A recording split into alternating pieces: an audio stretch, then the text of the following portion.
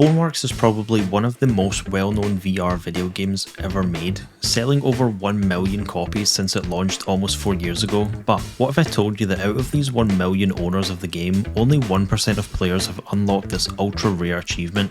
The mysterious achievement we're going to be trying to unlock today is called Survive, which is done by making it to round 15 of survival on hard or greater difficulty. So let's jump into the zombie warehouse and get this challenge started. Before we kick things off, let's cover the rules of the challenge.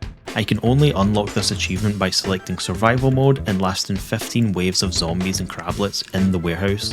I start off with a pistol, melee weapon and board gun, but can pick up other melee weapons scattered across the map. If I die or leave the map before reaching round 15, then I lose all my progress and have to start the challenge from zero. For my first attempt, I picked the classic yellow 1911 and the cleaver combo, although I quickly realised that reloading was going to be tricky without a free hand, so the cleaver idea was abandoned pretty fast. I accidentally found a spot which made the zombies moonwalk towards the window and decided to use it to my advantage. Wave 1 was complete, it was time to see what Wave 2 had in store for me. I started off by closing the doors to the main spawn to try and buy myself some time, but it was too late.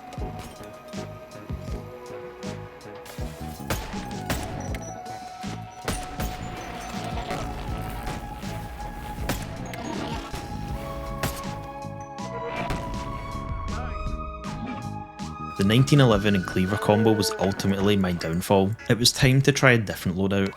I went with the P350 but kept the hammer in reserve just in case I needed it. I bravely ventured outside the spawn building this time and once again made it successfully past the first wave to wave number 2.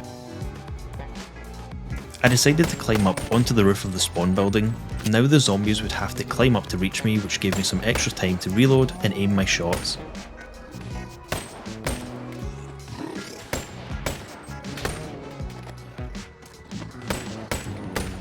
I noticed some zombies were flying down a zipline from another section of the map, so I decided to head on over and take a look.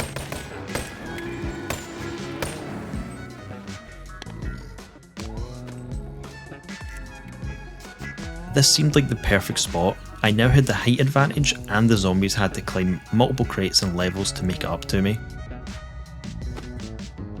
Having been a little too trigger happy the last few waves, I unfortunately had now run out of ammo for my pistol.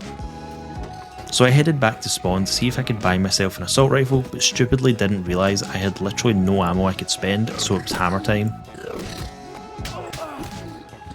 In a last ditch attempt, I started spamming the board gun and spawning in wooden boards, which made no difference.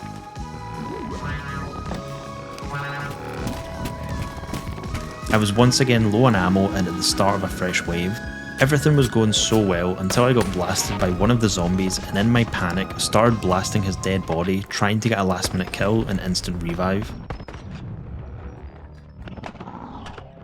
It was time for the EDR 22 and the combat knife to make an appearance. I decided this time to try and use the combat knife to conserve ammo and only use the pistol when I really had to.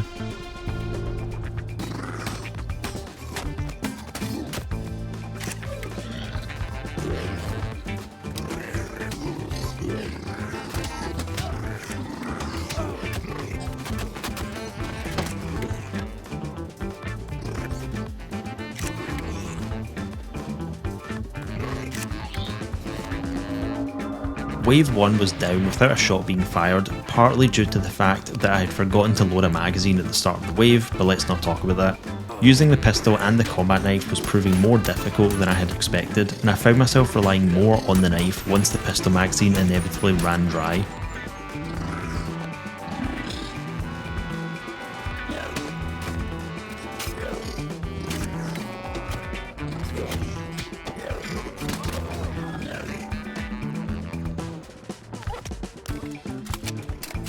Things were getting pretty hectic in the spawn building, so I headed back up to the catwalk at the other side of the map to try and fend off these zombies.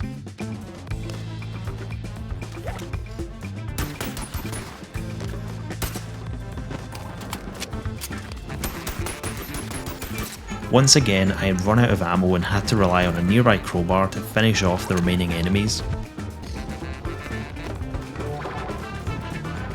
Killing these enemies gave me some ammo, but it wasn't enough. and I had to improvise with the board gun.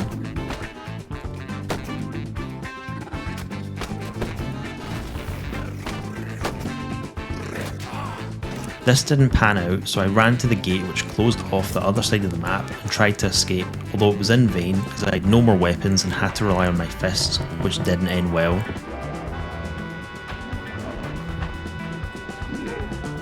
Having forgotten again to load my pistol at the start of the round, I was left with only my combat knife, which actually turned out surprisingly well.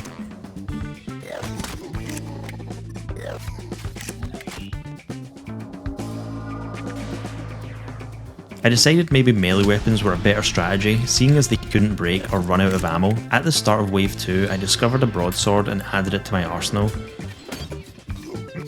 I was shish kebabbing zombies left and right and felt unstoppable.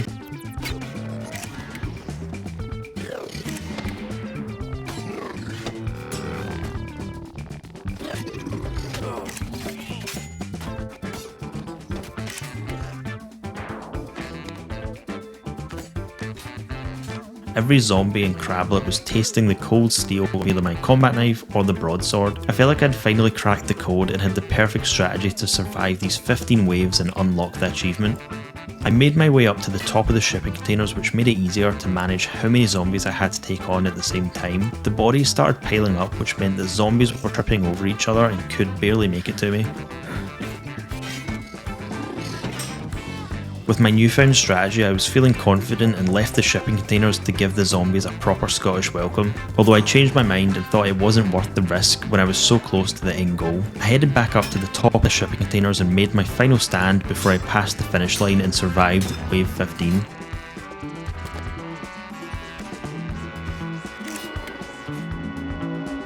I wasn't entirely sure if I had actually unlocked the achievement yet, but I had so much ammo on me that I decided to switch back to my pistol and headed over to the spawn area to upgrade my arsenal. I unlocked the MP5Ks, but they were more trouble than they were worth to reload, so after unloading their magazines, I was in a bit of a pickle. I decided to try headbutting a zombie to death, which didn't end well for me.